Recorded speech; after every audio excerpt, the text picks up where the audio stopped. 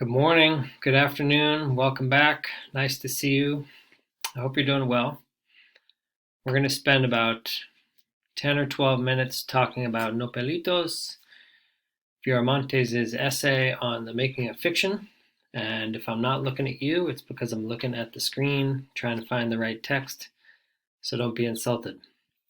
I'm hoping that you will follow my cursor, because that's going to show you the parts that I'm talking about, and it should guide you towards the important text.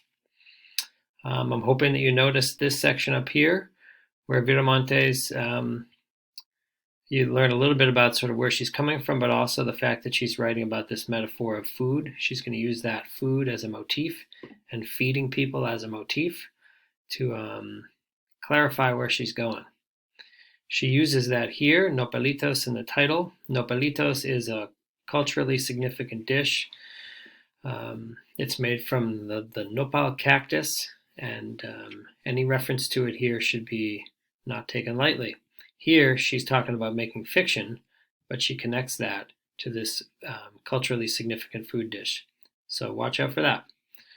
So early on, we see this information about Viramontes. I would say that she says that fiction is her jugular, because the jugular vein is a really important vein in your body, and fiction is really important to her. It's central to her lifeblood. Down here, we learn that she had a difficult upbringing and things were complicated, and that's really important because that's part of where she's coming from as a writer. In fact, she says down here that stories make for good fiction, and she can turn the past into interesting stories. Down here, we learn a bit about her mom and how much energy her mom had. And one of the things that was really important to her mom was her supporting of the family through food. Here, we learn a bit about the dad being a complicated figure in her life. In some ways, he reminds me of Estrella's father in the novel. But here, as a writer, she lacks the time to write, because if she's fulfilling what she feels like are her family obligations, then she doesn't have a whole lot of time to do it, and that's difficult to her, okay? She worries about the fact that she doesn't have the time. And so here, she wonders about solving the problem of time.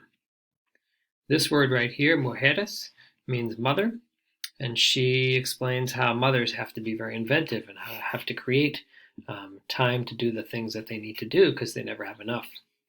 But here, most interesting to me, is the mom is described as taking all this food, maybe 4 pork chops, and turning that into this huge feast for lots of people. Or here, the nopals, right, the cactus that she grew, that she cleaned, that she diced, that she scrambled, she turned that really into this variety of dishes that was nutritious and satisfying and brought the people together. Here, I would say, is the link between the mom's cooking and the daughter's writing. Her mom can sort of invent these recipes and these meals, and the daughter can invent stories. And so down here, you'll hear a lot about the stories that sort of are the underlying lifeblood of Viramontes' work. Down here, we're asked to consider the costs of stifling women's creativity and their imaginations. And this is important because historically, the people who are most likely to get published in our country are white men. And we haven't heard enough voices of other people, especially women of color. And that's a price that is too costly to pay, right? We really need more to our world and to our life than just the stories of white men. Down here, she talks about the complications, of being a woman and playing other roles. And down here, the role of the family is really important, especially to the mom. Okay, so the transition, I would make the case, is right here. She's saying, now I'm going to serve you a culturally significant dish. That tells us that what follows, all of this stuff down here, is the meal. She's serving us this meal so that we can see where she's coming from. She's going to nourish us with those stories. And if you go to the end, let's see. If you go to the end, she notes that we have to examine our lives, and that examination is going to take courage, right? And when we examine our lives, one of the things we might wonder is if people are hungry, if this child, for example, is starving, then what role does fiction play? How important is fiction in that life of the starving child? Well, she makes the case it's because we have such a strong such a strong belief in the power of the written word. That written word is a link that can bond people together, and we need to write, okay? If you'll notice this word starvation, it should relate to this word starvation over here.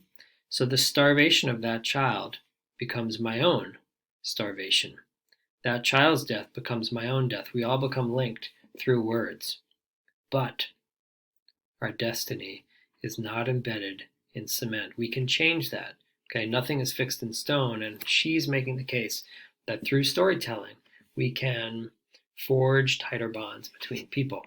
Okay, she chooses to write. Other people choose to stand on a soapbox and make speeches. Other people choose to fight, but she is choosing to write, and we should know that when we go to read her novel Under the Feet of Jesus. So, I'm going to pause this for a second. No, I'm not going to pause it. I'm just going to go over to this. So in Under the Feet of Jesus, we're going to see a lot of different foods show up. For example, in part 1, on page, let's see, page 19? Yeah, right around here. Estrella is feeding the children with noise. She's playing music with the Quaker Oats tin that is empty to distract the kids who are hungry. And we know that she's feeding with noise because down here on page 19, this is something that Petra is reflecting on, the fact that her daughter is feeding the other kids with noise. If we go a little bit farther down to page 45, I think that's in part 2, let's see. Page 45, whoops, I missed it. How did I miss it? Hold on there, let me find it. I don't want to waste your time. Okay, apparently the copy of the PDF that I uploaded didn't go all the way to page 45. But if you look on page 45, you'll see Alejo serving his peaches to the family, offering them as a gift. In part 3, if you go a little bit farther down to page 109, you'll see the acquisition of food. It starts over here. Petra and her family are in the store, and they're considering what kind of foods to get.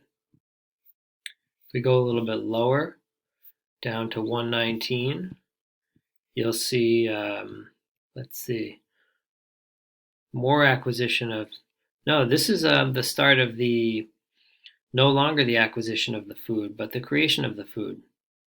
It's on 119. It's on 20 up here. The mom is making this this meal for the family and is putting all of her sort of deliberate efforts into it. And if you go a little bit lower, you'll see on 123 and 124, here, not only is she making food, but she's making nopals. She's making nopalitos. So she's using that cactus that we read about in the nonfiction piece in the novel, and that carries over onto the next page. And this is a scene that you might remember where she's taking care of Alejo, and Perfecto is not in favor of taking care of Alejo, but Petra feels like it's something that they need to do. It's something that she's sort of morally obligated to do.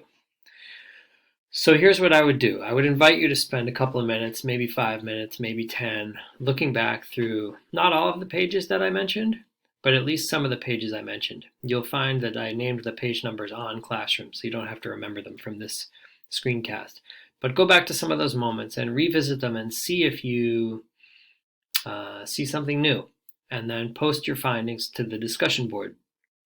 The next time we meet, we're going to do a little bit of writing, where we write from the first person perspective of one of these people, probably Estrella or her mom Petra, or perhaps Viramontes, and instead of writing from our own perspective, find a way to connect these two texts to each other through first person narrative with somebody else. But more on that next time. For now, go to the discussion board, review some passages, and go to the discussion board and post your findings. Nice to see you.